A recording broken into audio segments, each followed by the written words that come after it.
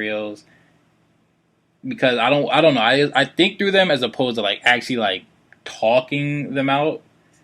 I think because I don't want to feel rehearsed.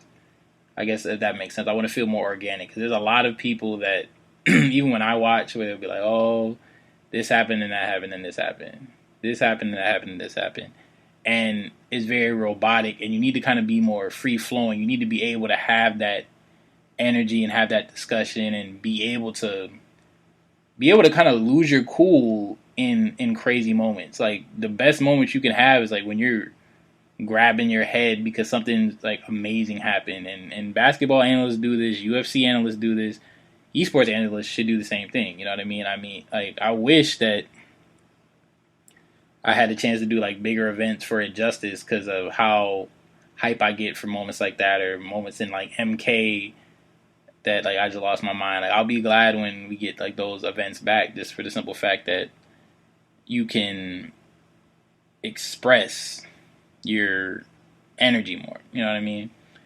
But yeah, man, like discussions like this need to keep going on. I think it's great to have those people that you looked up to. Like I definitely I didn't get into commentary because of Tasty Steve, but I definitely followed a lot of his stuff. Like once I started commentating, F Word, same thing.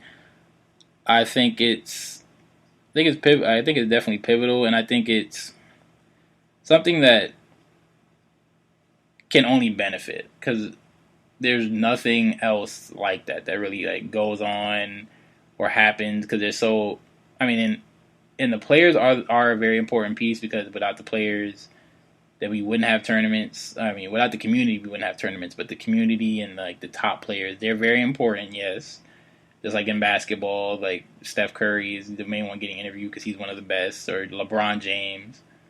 But it's great to get to talk to those who are doing like commentary and making content for the scene, just because they don't really get as much shine as they should, more or less. And I think they deserve it. They definitely deserve it, especially Steve, bro. I mean, I can remember like the dark days, like them days where them streams were small. Like I know those guys weren't getting paid that much. Like the pots weren't that big. And I came in like I think I came in 2011 probably. I think I came in like 2011. Like I think it was the year. It was either the year Infiltration won or the year Luffy won is when I came in like to the FGC, and then I didn't go to my first like fighting game event.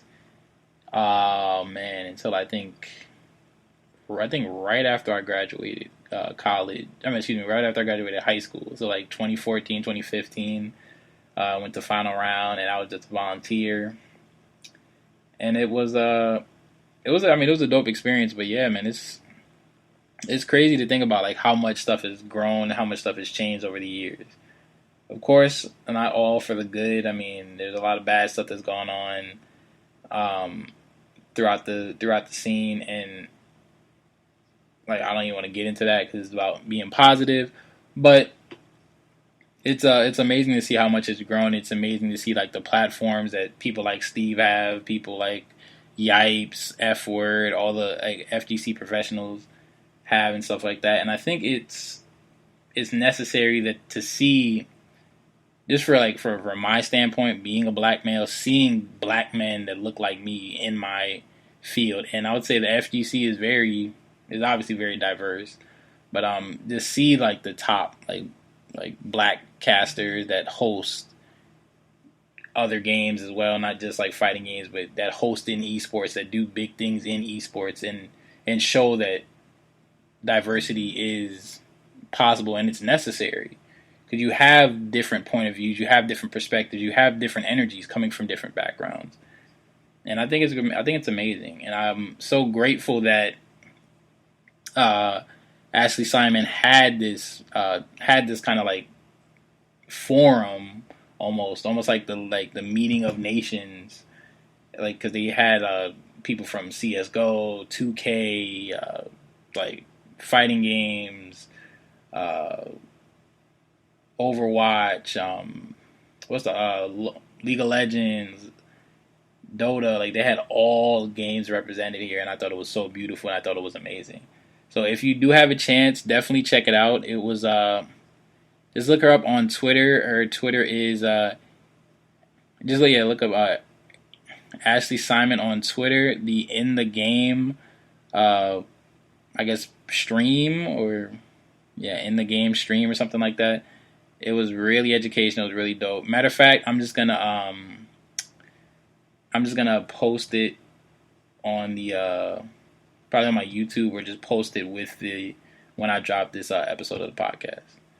But with that being said, I'm International Sensei. This is the End of the Dojo podcast. I rambled a little bit today, but it was just a good time to chop it up about some dope stuff, man. Please follow me on Twitter at Sensei_Global21. Instagram, International_Sensei. Stitcher, SoundCloud, Spreaker, and iTunes. The Enter the Dojo podcast is your one-stop shop for all things fighting related, combat sports, or fighting games. And of course, occasionally we touch on all the esports and a couple of serious topics here or there. That being said, man, thank you so much for listening. And we must now exit the dojo. Us.